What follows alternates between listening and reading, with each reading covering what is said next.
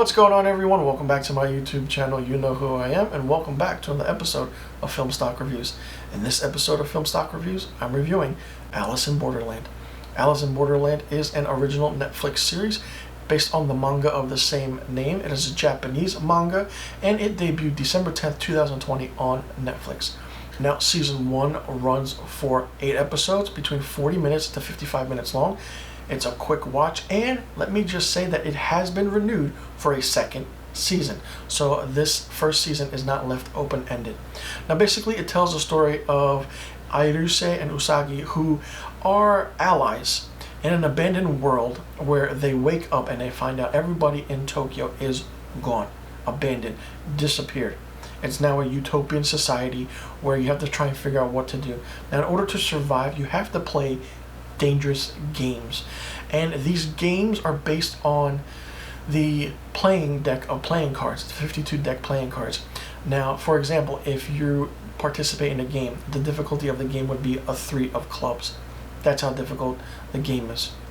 If it's a 10 of hearts, it goes on and on. That's how difficult the level is.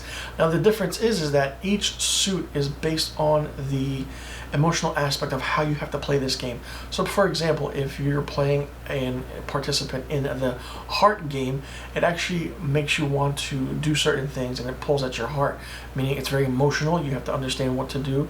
Should you survive, or should you let your friends survive? Who wins? Who dies, who lives. It's all about that. Now, after the end of the first game, if you do win your first game and you get through it, you get a visa. And with this visa technically allows you to live 3 more days. You keep playing these games, you live 3 more days.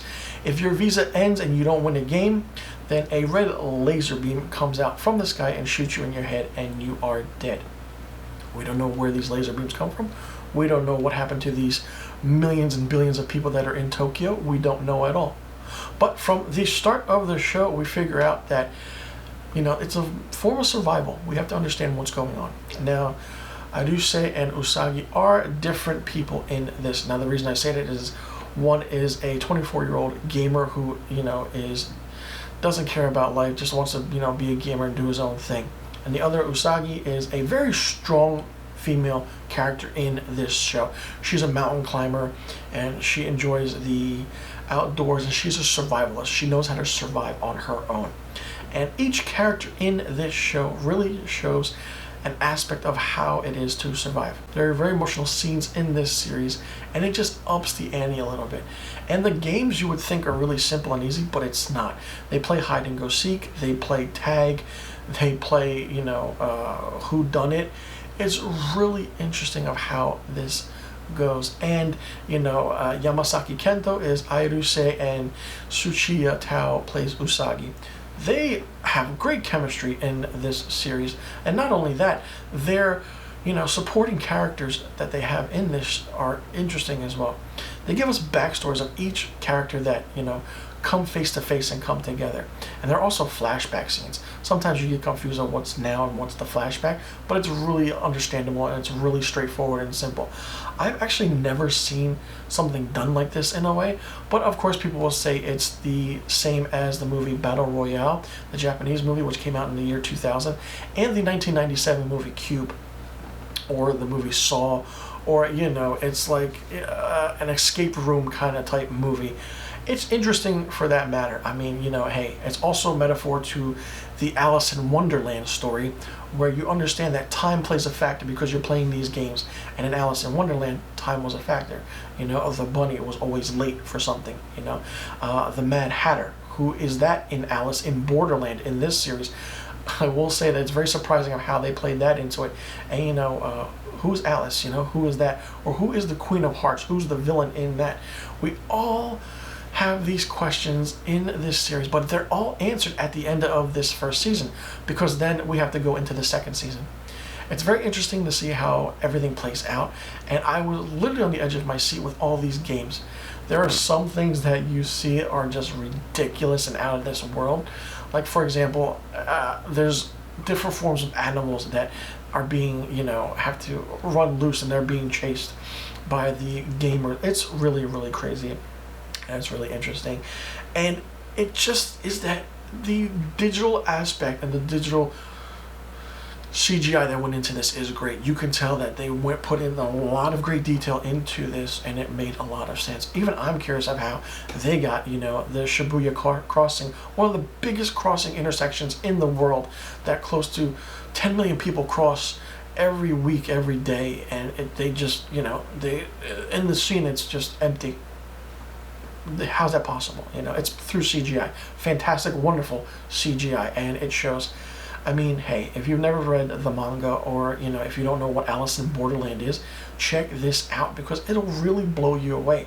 And if you're into science fiction or utopian societies, and where people have to survive in order to live on, it's very, very interesting and great.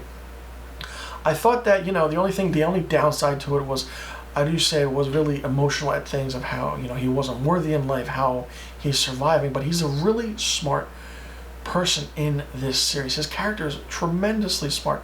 He tries to figure out certain games, figure it out for himself, or tries to figure out and help other people. It's about survival. It's about teams, and that's what this show is. There's also where teams are formed somehow in order to survive. That's explained in this series. And Aruse and Usagi are the ones that are leading their own, thing, because in order to survive, you have to stay with someone who knows how to survive. And it's just fun because it's on the edge of your seat. There's very emotional scenes and moments in this series that you didn't expect. It's not all just playing dangerous games and trying to determine a playing card, what you have, the level of difficulty.